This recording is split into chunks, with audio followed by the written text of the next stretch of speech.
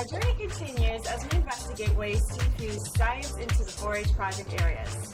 In 4-H, there are dozens of projects such as cooking, livestock, art, gardening, engineering, and the environment.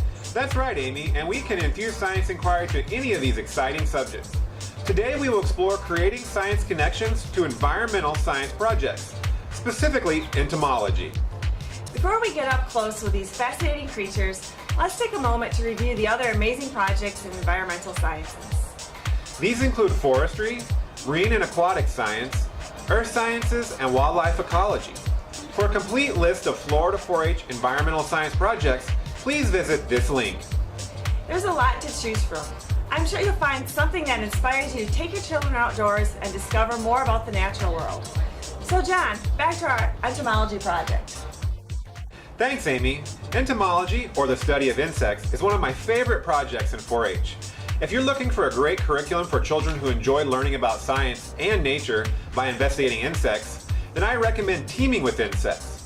This 4-H project book series is divided into 3 age-appropriate levels for youth ages 8 to 18. You may also adapt many of the activities in Teaming with Insects Level 1 for Cloverbud youth ages 5 through 7. Today, John will demonstrate a great science inquiry activity perfect for any child. Let's check it out. Hi everyone, today's 4-H science solution is all about arthropods, insects, and other creepy crawlers that are above us, under us, and all around us. It seems that no matter where you look, our little neighbors are everywhere. And each of them has an important role to play. Getting kids outdoors to explore bugs is not only fun, it helps them discover the amazing natural diversity that is all around us. And the more kids know about nature, the more they care about it. If we want to explore these amazing creatures, we're going to have to get up close. But some kids are kind of afraid of getting up close to insects, and that yuck factor can become a real barrier. In addition, we have to remember that tiny creatures like ants and little spiders are very, very fragile, and sometimes kids don't know how to pick them up properly. And so how do we solve this? And that's where the bug catcher comes in. You're going to need a coffee cup with a lid.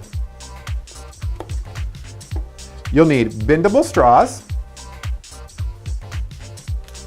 some craft putty or Play-Doh might work too, some gauze or cheesecloth, a hole punch, scissors, and some masking tape. So let's get started with the build. First, grab the coffee cup and the hole punch. Go ahead and punch a hole as far down from the rim of the coffee cup as you can. This is where the straw is going to go that actually sucks up the bug.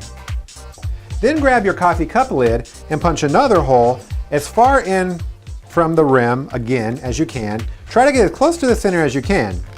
You're not going to get very far, so just do your best. Sometimes it will bend the lid, but you can warp it back into shape. Now some coffee cups already have a hole on the lids for sipping. And if that's the case and it's big enough to fit a straw in, just use that. You don't need to make another hole. Grab one of your straws and a piece of gauze. What I like to do is cut the gauze about 1 inch by inch square, give or take, and I like to layer it 3 to 4 layers. This one is actually 4. You can see that I had a long piece and then I doubled it and doubled it again. Now this is the do not suck up the bug filter. This is going to go on the straw that the kids are actually sucking from. We want to make sure that they don't get an ant or something in their mouth. That wouldn't be very enjoyable for them. So this is going to keep that from happening. Now you're going to want to tape the gauze on the short end of one of the bendy straws. So you want to tape it on the short end, and you'll see why in just a second. So take the gauze, make sure that the middle of the gauze covers up the end of the straw, and then grab a piece of duct tape or masking tape, and you're going to wrap that masking tape around the gauze and the shaft of the straw, covering not only the gauze, but also making sure that some of it gets down to the plastic of the straw. That way it doesn't come off. If it was just on the gauze, it could slip off pretty easily. So now we're going to take that straw that we just put the gauze on, and we're going to go ahead and we're going to thread the long end up through the hole in the lid. And I'm just going to use the sipping hole on here, since it was already there. I'm going to thread that up until the bendy part of the straw gets caught in the hole. I like to keep the bendy part right in the middle, like where the hole is at, so it's right in the middle of that. So that way it doesn't slide off very easily. That's going to keep the straw from moving. Now take another straw, and you're going to thread this one into the hole that you made on the coffee cup earlier. And again, you want to put the short end of the straw into that hole. Now sometimes you have to bend that straw a little bit to get it in there, or make your hole a bit bigger. I'm just going to go ahead and bend the straw. And now I'm opening up that hole again. I'm just kind of opening it back up. And I'm going to pull it in until, again, the bendy part of the straw is right there in that hole. And that's going to hold it from sliding out.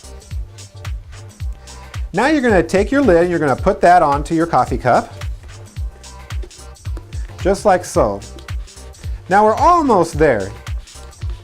Now you can see the kids have a place to suck on, and then this is where the bugs are going to go into, or the insects, or whatever creepy crawlers you find. The last thing you want to do is you want to take some of your craft putty or Play-Doh, and if there's any holes on the lid, you want to seal those holes so that air can't escape when kids are sucking on it. Or if there's a space around the straw and the coffee cup lid, you want to seal that as well so that the air doesn't escape. Think about your vacuum cleaner at home. If you have the vent on the hose opened up, you have less suction, or if there's a hole in the hose, you have less suction. So we want to make sure there's no holes for the air to escape from.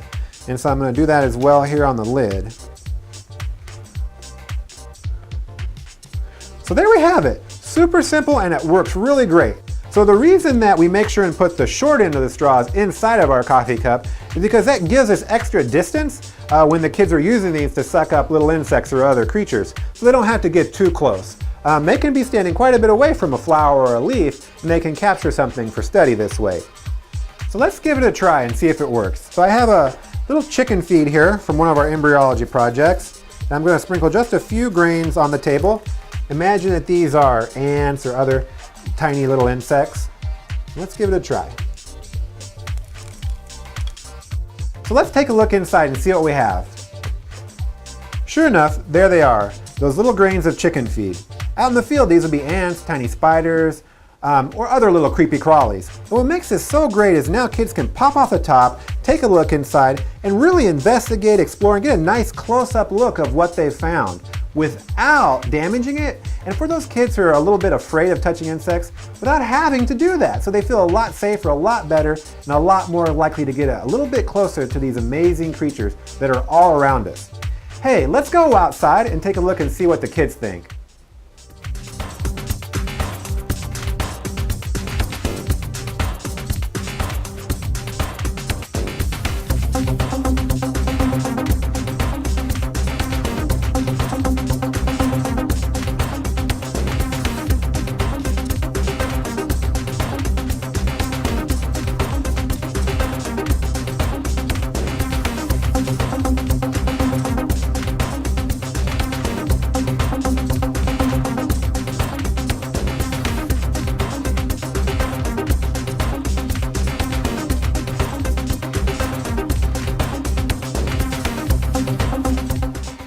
Wow, John, that was great. I love the look of wonder on the young girl's face when she discovered a fascinating insect. Me too. That moment of discovery is why I enjoy connecting kids to science and nature. Science inquiry opens doors to new and exciting worlds. And the more we can help youth understand and appreciate the environment, the more likely they are to become good stewards of our valuable natural resources. If you'd like to continue your adventure in entomology, check out 4-H Project Wings, a great curriculum that helps youth investigate butterflies, pollinators, habitat, and citizen science. That's right. Or visit the University of Florida Department of Entomology and Nematology for a wealth of great creepy crawly resources. We hope you've enjoyed making the connection with 4-H Science and our entomology encounter. Come back later for even more great connections with other 4-H project areas. Until next time, have a great day.